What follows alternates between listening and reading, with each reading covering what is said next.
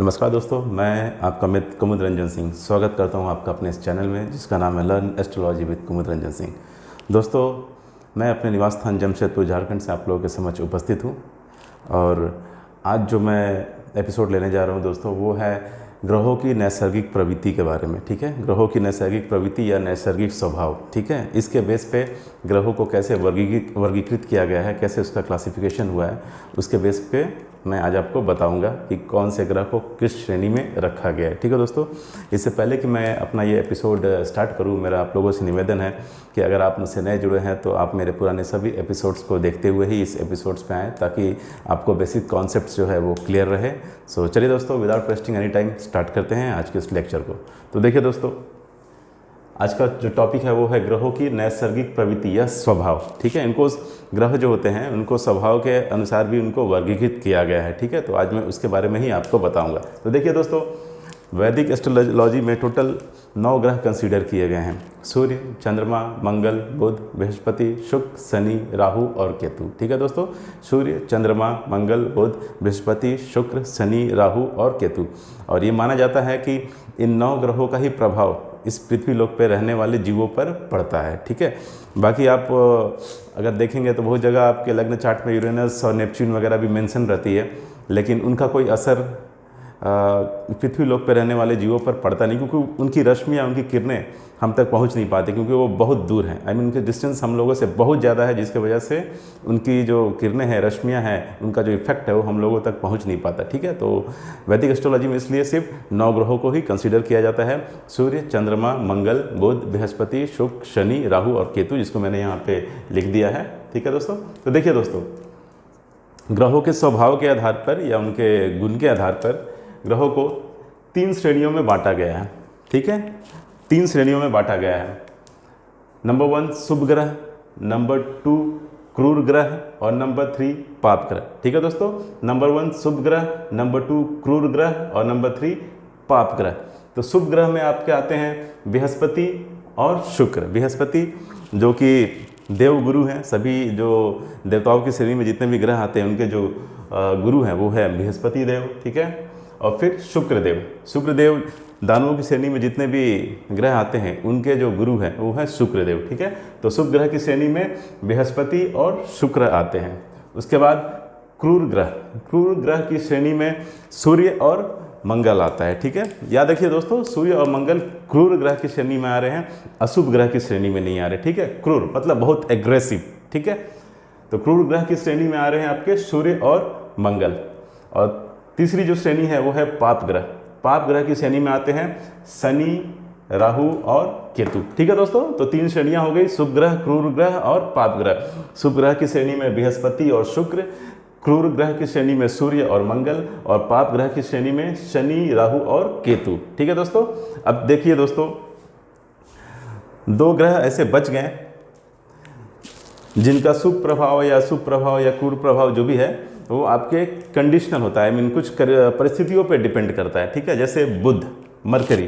ठीक है, ये क्या है, अपना जो गुण होता है वो कंडीशनल है, वो कंडीशनल शो करती है। जैसे अगर बुध अकेला हो कुंडली में तो क्या होता है, वो शुभ होता है। ठीक है, लेकिन अगर बुध पाप ग्रह के साथ हो, पाप ग्रह के साथ युति बना के बैठा हो तो बुध क्या हो जाएगा, आपका अशुभ हो जाएगा, पापी हो जाएगा। ठीक है, इसी प्रकार अगर बुध शुभ ग्रह के साथ युति बना के बैठा हो, शुभ ग्रह आई मीन शुभ ग्रह के साथ कंबाइंड होकर के बैठा हो तो इस केस में क्या होगा, बुध शुभ होगा। ठीक है, तो इसलिए बुध के सामने मैंने क्या लिख दिया है, कंडीशनल, यानी परिस्थिति के अनुसार ये अपना शुभ और अशुभ फल जो होगा वो देगा। ठीक है, शुभ अशुभ या पाप जो प्रभाव होगा वो अपना देगा। तो पहला, अगर बुध अकेला हो तो शुभ, अगर पाप ग्रह के साथ हो, पाप ग्रह के साथ युति बना रहो, कंजंक्शन में हो तो पापी, और अगर शुभ ग्रह के साथ हो तो शुभ। ठीक है, ठीक उसी प्रकार चंद्रमा, यहाँ भी मैंने कंडीशनल लिखा है। कंडीशनल का मतलब हो गया कि ये भी परिस्थिति के अनुसार अपना रिजल्ट देगा। ठीक है, अपना जो बिहेवियर है, अपना जो गुण है उसको शो करेगा। तो पूर्ण चंद्रमा जो होता है वो शुभ होता है। ठीक है, जब चंद्रमा फुल मून जो होता है उसको माना जाता है कि ऑस्पिशियस, ये शुभ होता है। ठीक है, और कृष्ण पक्ष की तरफ जाता चंद्रमा अशुभ होता है। ठीक है दोस्तों, कृष्ण पक्ष की तरफ जाता चंद्रमा का मतलब क्या है कि जैसे जैसे चंद्रमा की कलाएं कम हो रही है, आई मीन जैसे जैसे चंद्रमा जो है उसकी साइज़ कम होते जा रही है। ठीक है, तो देखिए दोस्तों, एक्चुअली होता क्या है कि हिंदू कैलेंडर में जो एक महीने के जो 30 दिन होते हैं उसको 2 पक्षों में बांटा गया है। ठीक है, हिंदू कैलेंडर में जो महीने के जो 30 दिन होते हैं उसको 2 पक्षों में बांटा गया है, एक शुक्ल पक्ष और दूसरा कृष्ण पक्ष। ठीक है दोस्तों, शुक्ल पक्ष और दूसरा कृष्ण पक्ष। तो शुक्ल पक्ष जो होता है वो भी 15 दिनों का और कृष्ण पक्ष होता है वो भी 15 दिनों का। ठीक है, तो इसमें शुक्ल पक्ष एक्चुअली वो अवधि होती है जिसमें जो चंद्रमा जो होता है उसकी कलाएं बढ़ती है। ठीक है, आई मीन धीरे धीरे चंद्रमा जो होता है वो फुल मून की तरफ जाता है। शुक्ल पक्ष उस अवधि को बोलते हैं जिस समय चंद्रमा जो होता है अपने कलाएं को बढ़ाता है, आई मीन वो अपनी साइज़ को बढ़ाता हुआ जाता है, फुल मून बनता है। ठीक है, तो जो ये शुक्ल पक्ष होता है उसकी जो अंतिम तिथि होती है वो होती है पूर्णमासी।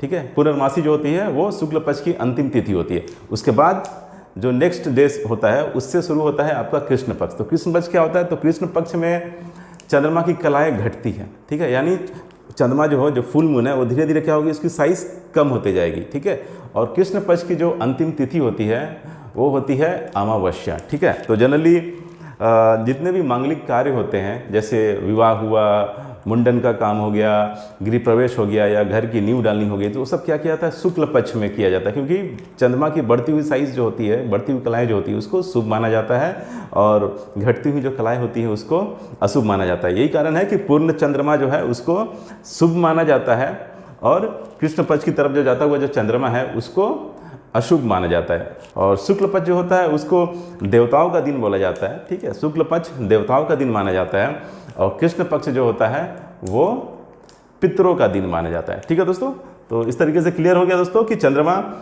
पूर्ण चंद्रमा जो होता है शुभ होता है और कृष्ण पक्ष की तरफ बढ़ता चंद्रमा जो होता है वो क्या होता है, अशुभ होता है।